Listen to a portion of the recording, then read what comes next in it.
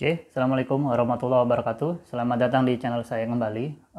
Kali ini kita coba untuk masuk ke sesi redaksi. Redaksi itu tanya jawab bisa juga boleh, atau berita-berita seputar informasi tentang perumahan. Jadi di channel saya beberapa itu masuk kayak pertanyaan-pertanyaan ya dari teman-teman subscriber. Jadi silahkan kalau mau ada yang tanyakan, semampunya kita akan coba sepengetahuan saya. Jadi mudah-mudahan ini bermanfaat buat teman-teman. Kalau memang ada informasi yang miss atau yang salah bisa dibetulkan ya, atau diklarifikasi di kolom komentar. Nah, mungkin bisa diperbaiki. Jadi kami terbuka. Jadi itu disclaimer pertama. Kita coba untuk buka pertanyaan pertama. Jadi kalau kami lihat dari kumpulan pertanyaan-pertanyaan itu, ada yang bertanya tentang perumahan, terus terkait dengan renovasi, terus terkait dengan sumur bor, terus dengan perkembangan perumahan. Perumahan ini terbuka untuk umum, jadi artinya siapapun yang mau bertanya tentang perumahan di rumah, tidak hanya di Citra Indah, melainkan di luar Citra Indah pun silakan. Semampu kita akan kita coba jawab. Ini sudah saya rangkum. Kita mulai pertanyaan pertama dari Edo Erdiana. Ini masuk ke dalam kolom komentar, jadi teman-teman kalau mau berkomentar silakan. Yang pertama, pada saat ini bertanya, konteksnya adalah di Bukit Meranti ya. Yang pertama, dindingnya itu single ya bang. Terus kalau nanti kita mau bangun dinding belakang gimana? Dan boleh nggak itu bagian taman depan kita jadikan ruang tamu yang otomatis harus bangun dinding antar rumah sebelahnya? Oke, saya jawab. Meranti itu tipenya adalah real estate silver. Jadi ini bukan tipikal subsidi. Nanti kita akan bahas rumah subsidi. Real estate silver ini masih ada beberapa yang belakang masih kosong dan depan masih kosong ya teman-teman ya. Jadi kalau pertanyaan yang pertama, single dinding ya. Kalau di Meranti itu single dinding. Dan boleh nggak kita renovasi dinding belakang? Boleh-boleh aja sih, menurut saya nggak ada masalah. Mau depan belakang ada sisa-sisa tanah, silahkan dibangun, dengan catatan tidak boleh melebihi dari batas ya, batas tanahnya rumah teman masing-masing. Jadi nggak boleh melebihi dari batas tanah ya.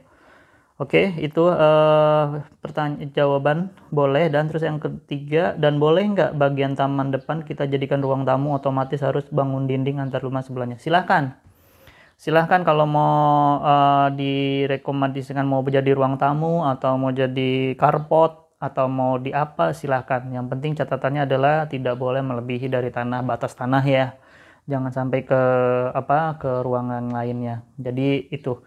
Jadi kalau real estate silver ini atau non subsidi ini bebas ya sebetulnya. Dengan catatan adalah kita biasanya minta izin aja sih ke pengembang untuk kita lakukan renovasi bagian depan atau bagian belakang. Mungkin itu pertanyaannya, semoga menjawab ya.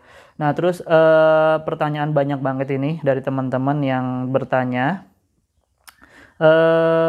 minta review dari bukit manapun, banyak ini dari bukit apa aja masuk.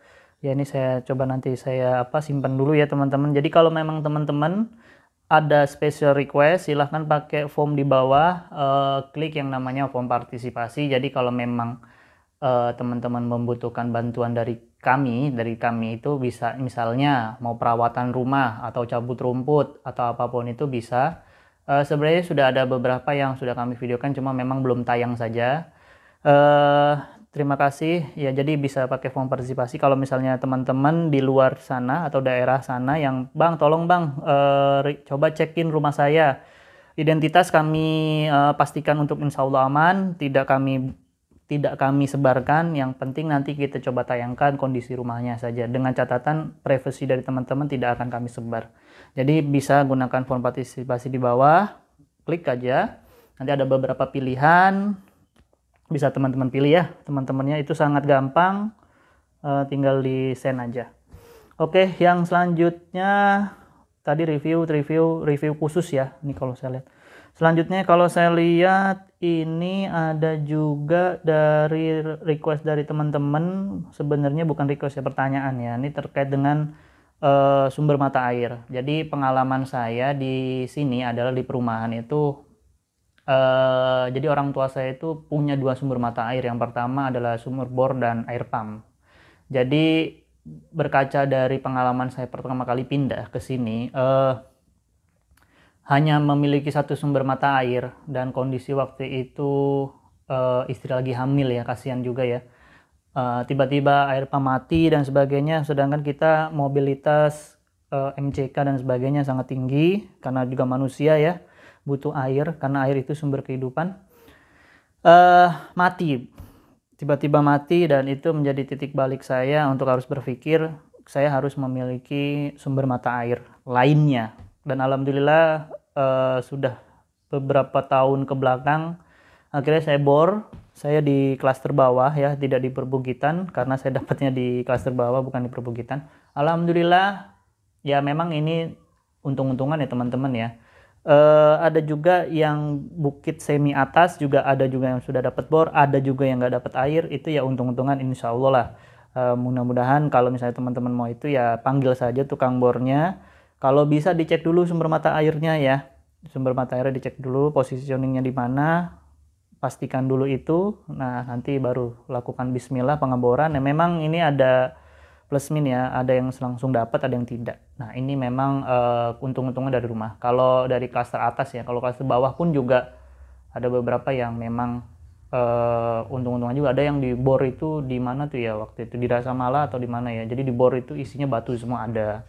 Ya sekali lagi balik lagi keberuntungan teman-teman untuk mencari sumber mata air. Kalau bisa lebih dari satu mata air itu lebih bagus. Dan sekarang saya lebih prefer ke sumur air bor daripada air pump, karena satu, entah kenapa apa perasaan saya atau bagaimana ya, banyak juga komplain dari teman-teman apalagi di grup ya. Yang pertama, pump di sini itu sebetulnya secara harga itu udah pricely sekali kalau menurut saya ya, sudah pricely. Terus ya mungkin karena ketidakmampuan saya mungkin ya, tapi saya merasa agak pricely sih kalau memang digunakan setiap hari. Nah akhirnya saya harus pakai, sebenarnya sih pricely buat saya nggak masalah ya, tapi pelayanan itu harus efektif, harus konsisten, dan inilah sesuai dengan harga. Ya mungkin ini masukan buat pengelola PDAM di sekitar sini. Karena itu ini banyak juga komplain dari teman-teman juga di grup ya, banyak lah, nggak usah saya sebutin. Memang ini menjadi supaya peningkatan kualitas ya, jangan sampai nanti dengan price yang lumayan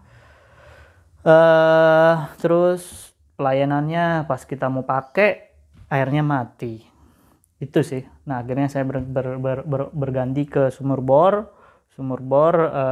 Ya alhamdulillah tetap pump masih saya pakai, jadi untuk situasional saja. Kalau ditanya masih lebih sumur air bor. Oke, mungkin itu sedikit cerita. Oh iya, saya mau cerita lagi. Redaksi lanjutnya adalah ada beberapa catatan. Yang pertama adalah ada beberapa komen dari teman-teman yang menanyakan ya kondisi mall dan sebagainya. Ini hanya pribadi saya saja.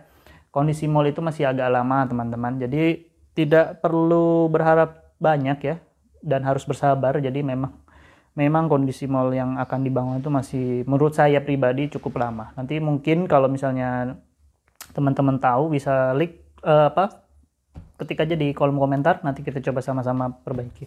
Jadi kalau yang dulu pernah saya ngobrol dengan tim pemasaran ya, yang dulu video saya pertama itu di link deskripsi bawah, itu memang ada rencana untuk membuat mall, tapi ya kami appreciate ya, cuma memang sudah cukup lama ya tidak dibangun-bangun ya, cuma hanya tutupan saja. Jadi menurut saya agak lama. Jadi buat teman-teman yang berharap mall itu menurut saya agak cukup, menurut saya pribadi itu masih agak sedikit lama. Jadi harus bersabar.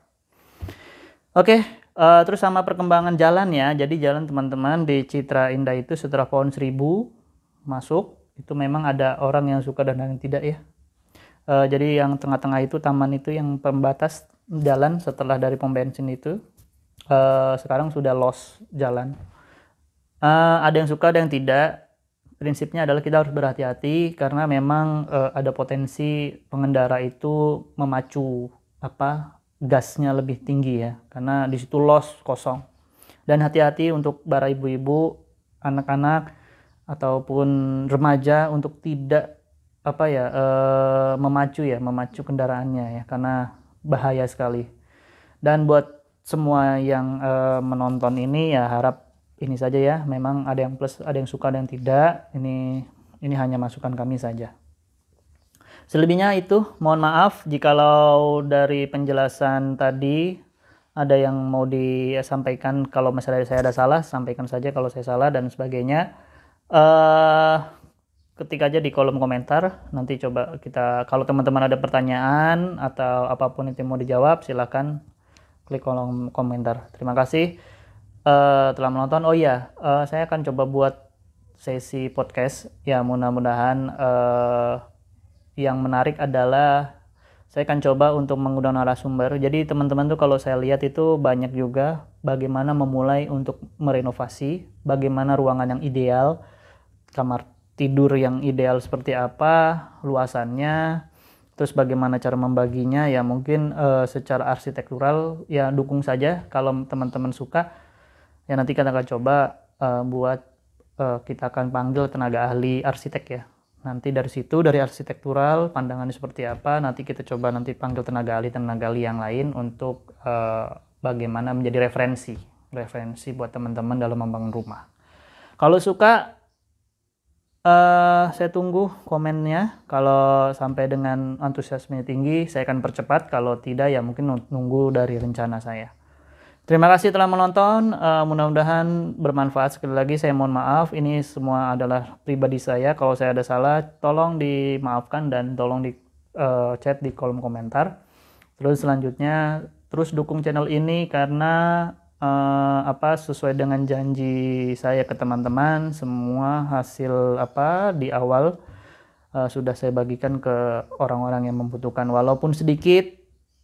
Saya rasa bermanfaat buat teman-teman ya. Semoga berkah buat semuanya. Jangan lupa subscribe, like, komen, bagikan ke seluruh sosial media yang teman-teman punya. Saya tidak bertanggung jawab atas apapun yang terjadi di luar dari video ini. Terima kasih telah menonton. Wassalamualaikum warahmatullahi wabarakatuh. Mohon maaf lahir batin. Wassalamualaikum.